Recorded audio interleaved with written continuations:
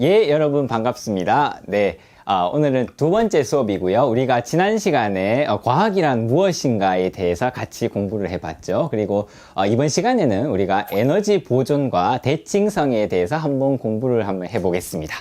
자, 이번 시간에 우리가 다룰 주제는 이겁니다. 그래서 질문이 세 가지가 있고요. 이 세 가지 질문에 대해서 대답하는 게 이번 시간의 목표가 되겠습니다.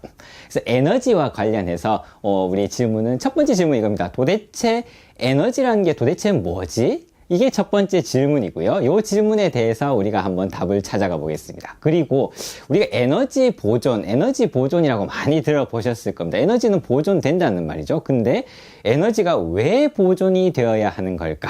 요게 두 번째 질문이고, 요 두 번째 질문에 대한 답도 한번 찾아보겠습니다. 그러면 잘 생각해 보시면 에너지가 보존이 된다. 에너지는 항상 보존이 되는데 왜 사람들은 우리에게 에너지를 아끼라고, 에너지를 절약하라고 할까? 왜 에너지 절약을 해야 되는 걸까? 그게 바로 우리의 세 번째 질문이 되겠습니다. 그래서 오늘 수업에서는 요 세 가지 질문에 대한 답을 알아가는 시간이 되겠습니다.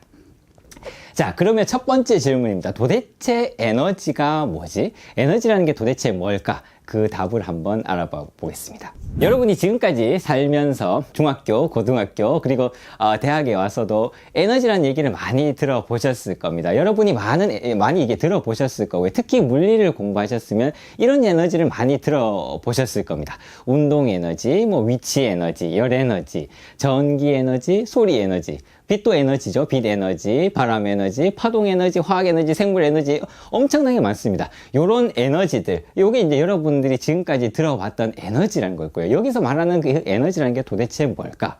근데 여러분 자세히 보시면 여러 가지 지금 에너지들이 있는데 사실은 이 에너지라는 말이 붙은 하나하나가 사실 학문 분야가 됩니다. 예를 들어서 운동 에너지와 위치 에너지 이런 걸 이제 우리가 역학이라고 얘기를 하고요. 그리고 열 에너지는 열역학이 되겠죠. 전기 에너지를 다루는 걸 우리가 전자기학이라고 얘기하고, 소리 에너지, 음향학이 되겠죠. 빛 에너지, 광학, 이런 식으로 모든 에너지가 다 이게 하나의 학문 분야에 이제 대응이 됩니다. 요런 게 이제 여러분들이 수업 시간에나 책에서 이렇게 봤던 에너지들일 텐데, 우리가 살면서 사실 이거 외에도 많이 에너지라는 말을 접하고 있습니다. 예를 들어서 여러분 이제 오늘 밤을 새야 된다. 내가 오늘 숙제를 하면서 밤을 새야 된다. 그러면 여러분이 먹는 드링크 있죠? 에너지 드링크. 거기도 에너지라는 말이 들어가 있단 말이죠. 그리고 또 여러분이 뉴스를 보면 정치가들이 이런 얘기를 합니다. 국민 통합을 이루어서 우리의 국민의 에너지를 결집해야 된다. 이런 얘기를 한단 말이죠. 여기서 얘기하는 저 에너지라는 건 도대체 뭐지? 여기서 얘기하는 저 에너지는 뭘까? 요걸 이제 물리학적으로 한번 접근을 해 보겠습니다. 보시면, 충돌 현상이라는 건 우리 주변에서 흔히 볼 수 있습니다. 여러분이 당구를 칠 때도 공이 이렇게 딱 부딪히면 충돌이 일어나죠. 그리고 여기 화면에 보시는 것처럼 이렇게 저런 구슬 같은 것도 이렇게 딱 밀면 충돌이 일어나서 딱 밀려 나가잖아요. 근데 이런 충돌이 일어날 때, 어떤 충돌이 일어났을 때 뭔가 보존이 되는 게 있을 것 같다. 무언가 보존이 된다라고 우리가 생각을 할 수 있습니다. 그러면 여기서 보존이 되는 게 도대체 뭘까? 그 얘기를 처음 한 사람이 누구냐 하면 바로 라이프니츠가 그 얘기를 처음으로 했습니다. 라이프니츠는 여러분이 아마 들어보셨을 겁니다. 뉴턴과 라이프니츠, 미적분학을 만들어냈다라고 우리가 알고 있는 분들이죠. 그렇죠? 뉴턴과 라이프니츠, 어떤 미적분학의 쌍벽이잖아요. 그렇죠? 사실 라이프니츠와 관련된 일화는 되게 많이 있습니다. 그래서 라이프니츠는 제자가 있고요. 라이프니츠 제자가 베르누이죠. 그래서 그 베르누이라는 사람이 우리 선생님께서 라이프니츠가 미적분학을 발명했는데 뉴턴도 자기도 미적분을 발명했다고 하니까 그러면 테스트를 한번 해봐야 되겠다라고 해서 어떤 문제를 내죠.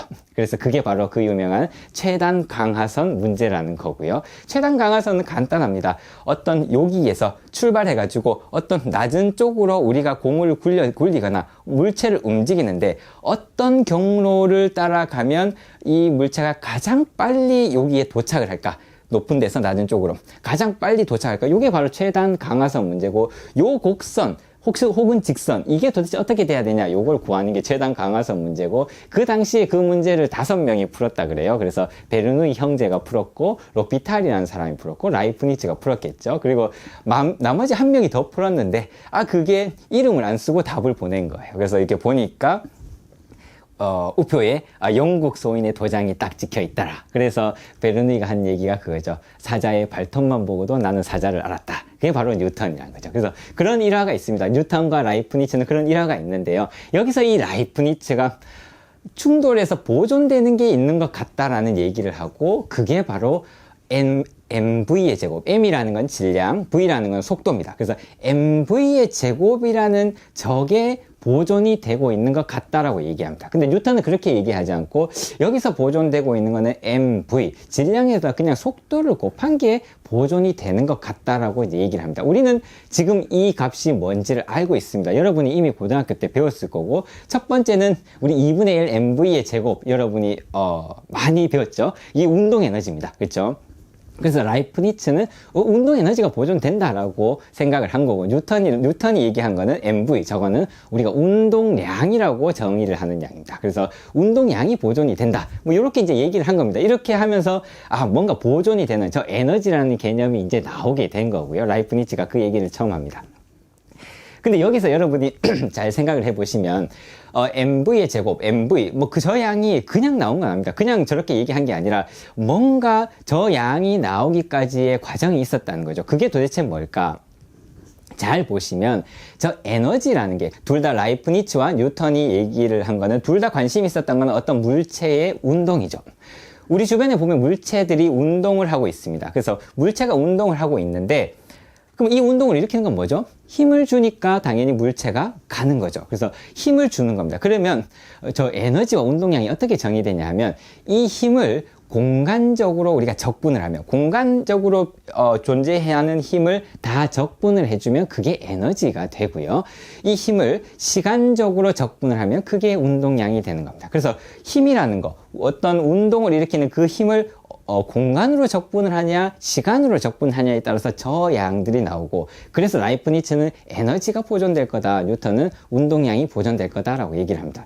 요거를 수학적으로 조금 더 엄밀하게 볼 수도 있는데요. 여러분이 배웠던 그 미적분학을 쓰면 됩니다. 그래서 어렵지 않고요. 하나하나 천천히 요 식을 따라가 보시면 됩니다. 첫 번째 식을 보시면 힘이라는 거는 F는 ma죠. 그래서 저 ma를 어떤 공간 x에 대해서 적분을 하는 겁니다. 그러면 저 a라는 거는 가속도니까, 가속도는 속도를 미분한 거니까 dt분의 dv로 바꾸고, 이렇게 바꿀 수 있죠. 그리고 그 다음 식을 보시면 여기서 dt분의 dv를 가운데 x를 넣어서 dt분의 dx, dx분의 dv 이렇게 이제 나눈 겁니다. 그러면 어떻게 되냐 하면 여기서 dt분의 dx라는 게 속도가 되는 거고, 그럼 mv dx분의 dv라는 게 되고요. 그럼 요걸 다시 합치면 어떻게 되냐면 v dx분의 dv라는 거는 dx분의 dv의 제곱이 되죠. 앞에 2분의 1이 붙어야 되고요. 요렇게 해서 m이라는 건 사실 변수, 그러니까 항상 상수니까 안으로 들어갈 수 있고, 그렇게 해서 나온 값이 2분의 1 mv의 제곱이 됩니다. 그래서 요 식을 여러분이 차근차근 따라가 보시면, 힘이라는 거를 공간, 어떤 x에 대해서 적분을 했더니 정말 운동 에너지가 나오는구나 라는 걸 아실 수 있을 거고요. 그 마지막 밑에 식을 보시면 요번에 시간으로 적분을 하는 겁니다. ma를 dt, 시간으로 적분을 하는 건데, 마찬가지로 가속도랑 a라는 거는 dv 나누기 dt, 그러니까 dt분의 dv로 이렇게 되고요. 그럼 dt를 이렇게 없앨 수 있죠. 그러면 mdv가 되고, 요거 속도로 적분하는 거니까, 속도 m은 상수고요. 그럼 속도로 그냥 적분하면 그냥 당연히 v가 나오겠죠. 그래서 mv가 나옵니다. 그래서 힘을 시간으로 적분을 하면 운동량이 나온다라는 겁니다. 그래서 이런 식으로 수학적으로 증명할 수 있습니다. 그래서 어쨌든 라이프니츠가 왜 그런지 모르겠는데 저 mv의 제곱이라는 거, 운동 에너지라는 게 충돌해서 보존이 되는 것 같다라고 처음 이제 얘기를 합니다. 근데 여러분 가만히 생각해 보시면, 충돌할 때 mv의 제곱, 운동 에너지가 보존이 되는 것 같아. 그런데 우리가 보통 물체의 운동을 볼 때 속도가 항상 일정하진 않습니다. mv의 제곱이라는 거는 계속 바뀝니다.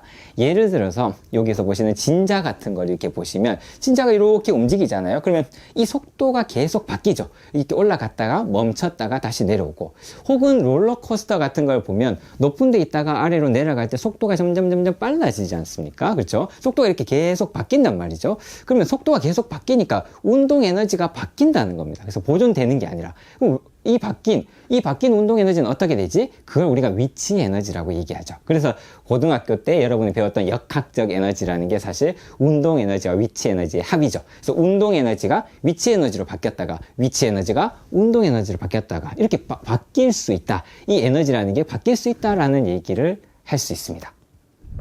자, 그러면 운동 에너지가 위치 에너지로 바뀔 수 있잖아요. 속도를 가지고 가면 위로 이렇게 올라갈 수 있단 말이죠. 근데 이 위치 에너지는 다시 다른 에너지로도 바꿀 수 있습니다. 이게 이제 유명한 줄이라는 사람이 실험을 한 거고요. 줄이라는 건 우리가 그 에너지의 단위로 쓰잖아요. 그렇죠? 그만큼 유명한 사람이죠. 이 줄이라는 사람이 한 얘기가 있습니다. 요 그림에 나오는 요 실험이고요. 이 줄을 여기 그림에 나오는 요 줄을 이렇게 떨어뜨리면 그 위치 에너지가 점점 낮아지죠. 그러면 그렇게 되면 오른쪽에 있는 팬을, 저 물속에 있는 팬이 이렇게 돌아갈 거고요. 이렇게 돌아가면 저기서 열이 난다라는 거를 실험을 통해서 알아냅니다. 그래서 이 위치 에너지를 운동 에너지로 바꾸고 그 운동 에너지는 다시 열 에너지로 바뀔 수 있다. 에너지라는 게 이렇게 바뀌어갈 수 있다라는 얘기를 저 줄이라는 분이 처음으로 이제 얘기를 합니다. 에너지가 바뀌고 있는 거죠. 자, 그러면 열 에너지가 끝인가? 그게 아니죠. 우리가 발전소에서 하는 거는 석탄을 떼어가지고 그래서 열을 만들고 그 열로 터빈을 돌리고 그걸로 다시 전기를 만들죠. 그래서 전기 에너지로도 바꿀 수 있습니다. 그래서 에너지라는 게 그냥 머물러 있는 게 아니라 운동 에너지가 위치 에너지로 바뀌고 위치 에너지가 열 에너지로 바뀌고 열 에너지는 다시 전기 에너지로 바뀌고 이렇게 막 바뀌는 겁니다. 그래서 에너지라는 거는 계속해서 그 모양이 변한다라는 겁니다. 그렇게 보시면 지금까지 우리가 했던 것 정리를 해보면 운동 에너지가 있었다가 저게 보존되는 줄 알았는데 저게 위치 에너지로 바뀌고 위치 에너지는 또 열 에너지로도 바뀌고 열 에너지는 전기 에너지로도 바뀌고 뭐 이렇게 해서 계속 만들 수 있습니다. 아인슈타인 심지어 질량 에너지라는 얘기도 하기도 했죠. 그래서 보시면 에너지라는 거는 뭔가 그 모습을 계속해서 바꿉니다.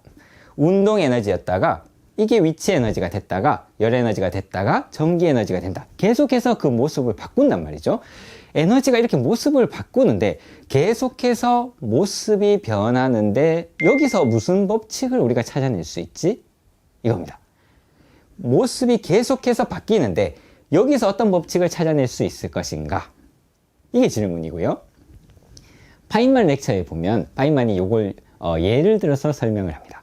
파인만이 설명을 한 거는 바로 이겁니다.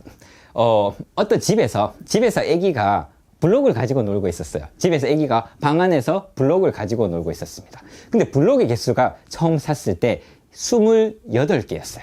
블록의 개수가 28개 있었는데 어느 날 퇴근해서 이렇게 방을 보니까 아니 블록의 개수가 27개밖에 없는 겁니다.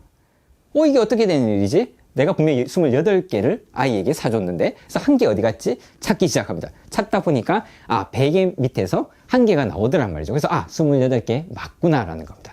그래서 근데 그 다음날 다시 갔더니 방 안에 이번에는 26개밖에 없는 겁니다. 방 안에 아무리 뒤져도 그러면 나머지 2개는 어디 갔지? 찾아보니까 거실에서 나왔다는 겁니다. 28개는 여전히 맞다. 근데 어느 날 갔더니 갑자기 30개가 돼 있는 겁니다. 28개 있었는데 2개는 어디서 나왔지? 근데 생각해보니까, 물어보니까, 오늘 친구가 놀러 왔었대요. 친구가 2개를 가져고 와서 여기다 놓고 갔구나. 이렇게 생각할 수도 있는 거죠. 근데 어느 날 갔더니, 분명히 25개밖에 없는 겁니다. 28개가 있었는데 25개밖에 없어요. 그럼 3개가 어디 갔지? 무슨 어떤 상자 안에 들어있는 것 같은데 거기서 지금 막 흔들으니까 소리가 나는데 아이가 이 상자를 못 열게 하는 거예요. 그래가지고 3개를 증명을 해야 되니까 저울에 이렇게 답니다. 저울에 이렇게 달아가지고 무게를 쟀더니 정확히 3개의 무게가 나오더라라는 겁니다. 이렇게 찾아내는 겁니다. 여기서 중요한 게 뭐죠? 나는 분명히 28개를 사줬는데 그게 개수가 계속 이렇게 바뀌는 겁니다. 그런데 이렇게 바뀜에도 불구하고 중요한 건 뭐냐면 그 28개라는 그 숫자가 바뀌지 않는다는 겁니다.